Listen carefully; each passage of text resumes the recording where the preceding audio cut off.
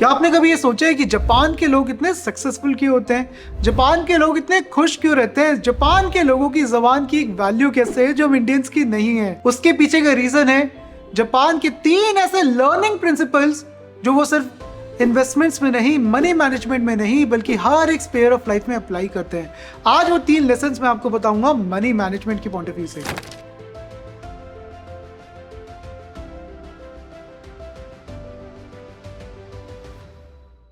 तो पहला लेसन है दोस्तों केजान।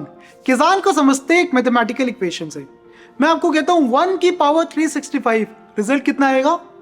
1।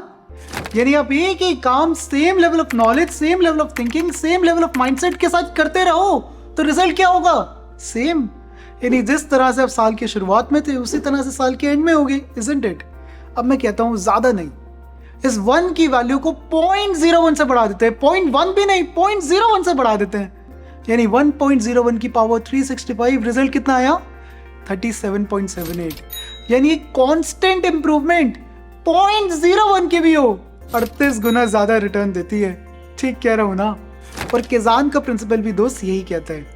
केजान का प्रिंसिपल कहता है कि कॉन्स्टेंटली कुछ ना कुछ नया, कुछ ना कुछ फ्रेश सीखते रहो। यानी मनी मैनेजमेंट के पॉइंट ऑफ व्यू से ये नहीं कि आज तो म्यूचुअल फंड में इन्वेस्ट कर दिया, अब तो 20 साल बाद 1 करोड़ रुपए अकाउंट में आ जाएगा, मैं चल करूंगा।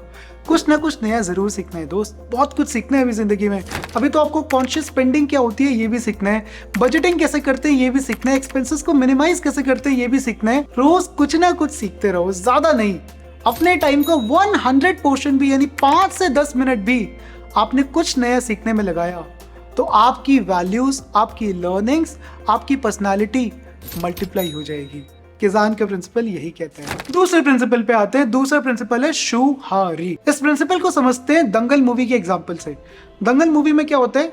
आमिर खान हानिकारक बापू बिल्कुल स्ट्रिक्ट होता है अपने बच्चों के साथ। उन पे 24 घंटे मॉनिटर रखता है, कुछ उन्हें नया नहीं करने देता, कुछ डिफरेंट नहीं करने देता। लेकिन वही आमिर खान अपनी दोनों बेटियों को एक सीन में पानी में फेंक देता है और हमें बाद में समझ आता है कि उस सीन की कितनी इंपॉर्टेंस थी, क्योंकि आज नहीं तो कल उन बेटियों को अपनी लड़ाई खुद लड़नी थी and Aamir Khan was training them on that part. और शू हारी का प्रिंसिपल भी यही कहता है दोस्त।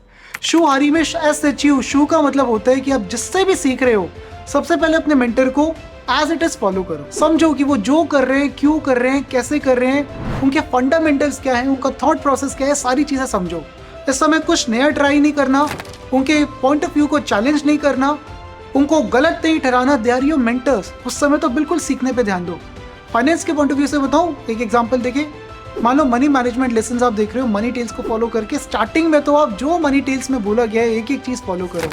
जिस तरह से हम बताते हैं कि कॉन्शियस स्पेंडिंग करो तो कॉन्शियस स्पेंडिंग करो, हम बताते हैं म्यूचुअल फंड्स में इन्वेस्ट करना है, करो, एक बार स्टार्ट तो करो। धीरे धीरे फंडामेंटल्स को समझो कि पैसा बचाया कैसे जाता है, पैसा कमाया कैसे जाता है, पैसा किस तरह से खर्च हो जाता है, क्या ऐसा होता है जिसकी वजह से अमीर गरीब बन जाता है, सारी चीजों को समझो। फिर दूसरे स्टेज पे आते हैं। शू हारी का दूसरा स्टेज है HA। इस स्टेज में कोई ना कोई एक्सपेरिमेंट करना स्टार्ट करो, थोड़ा थोड़ा एक्सपेरिमेंट। यानी मैंने अगर बोला, मनी टेल्स ने बोला कि मैं रैंडम एग्जांपल्स दे रहा हूँ, मान लो म्यूचुअल फंड में इन्वेस्ट करना चाहिए, तो उस प्रपोर्शन के साथ थोड़ा सा आप एक्सपेरिमेंट करके देखो कि किस तरह से रिजल्ट बेटर आते हैं। क्यों? क्योंकि आपकी सिचुएशन अलग है दोस्त। आपके मेंटर्स ने आपको जो भी कुछ सिखाया, जैसे भी सिखाया, उन्होंने अपनी थॉट प्रोसेस के हिसाब से सिखाया ना। हो सकता है आपकी सिचुएशन में कोई और चीज फिट होती हो, तो थोड़ा तो एक्सपेरिमेंट करो। और शू हारी का री है innovation and applying those learnings to new situations. अब अपना रास्ता खुद बनाओ, बिल्कुल दंगल मूवी के क्लाइमेक्स की तरह। अब वो स्टेज आ जानी चाहिए कि आप दूसरों के डिसीजंस पे डिपेंड नहीं हो, आप अपने डिसीजंस खुद ले रहे हो। आपको कहाँ इन्वेस्ट करना है, कैसे इन्वेस्ट करना है, ये आपको खुद पता होना चाहिए। खुद इनोवेट करो, कुछ नए तरीके ढूंढो, नए रास्ते ढूंढो। कुछ रास्ते गलत होंगे, कुछ रास्ते सही होंगे, but one thing is sure कि अगर आप स्टेज में नहीं गए और कभी सिचुएशन ऐसी आ जाती है कि आपको स्टेज में जाना पड़े, then you will not have a decision making capacity, you will not have that authority to take a decision। तो इस स्टेज में एक डिसीजन मेकर बनो, अपनी लाइफ के लीडर बनो। अब तीसरे और आखिरी प्रिंसिपल पे आते हैं। तीसरा प्रिंसिपल है शिकिता गा नए। इसका बहुत सिंपल मतलब होता है let go of the things you can not change. हम कितनी बार परेशान होते हैं ना गवर्नमेंट पॉलिसीज को लेके, डीमोनेटाइजेशन जैसे डिसीजंस को लेके, हमारा जो फाइनेंशियल लॉस हुआ कोविड के टाइम पे उसे लेके। लेकिन मेरा एक सिंपल सा सवाल है दोस्त, क्या आप इन्हें चेंज कर सकते हो? क्या आप कोविड को इरेडिकेट कर सकते हो पूरी दुनिया से? आपकी अगर वेल्थ थोड़ी सी लॉस हुई तो क्या आप उस वेल्थ को फिर से पा सकते हो? बिल्कुल पा सकते हो, लेकिन क्या आप उस सिचुएशन को चेंज कर सकते हो? The answer is no. तो इन चीज़ों के बारे में सोच के अपनी एनर्जी क्यों वेस्ट करते हो दोस्त? देखो, एक सिंपल सी चीज़ समझो, एक छोटी सी एक्टिविटी के साथ समझाता हूँ। मान लो मैं आपको कहता हूँ कि अगले 1 मिनट में आपको कमरे में सिर्फ लाल कलर दिखना है, सिर्फ लाल कलर। आप कोई ना कोई लाल कलर तो ढूंढ ही लोगे। लेकिन अब मैं आपसे पूछता हूँ कि क्या आपको हरा कलर दिखा? आप कहोगे नहीं। क्यों? क्योंकि जहां पे आपका फोकस गया वहां पे आपकी एनर्जी फ्लो हुई। फिर focus goes, energy flows. Bhagavad Gita भी यही कहती है, यथा दृष्टि तथा सृष्टि।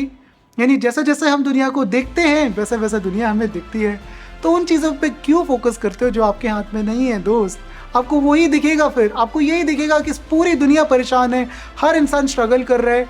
ये तो आपके हाथ में नहीं है ना। आपके हाथ में क्या है? आप जो कर सकते हो, आपका कर्मा, उसे स्ट्रांग बनाने की कोशिश करो।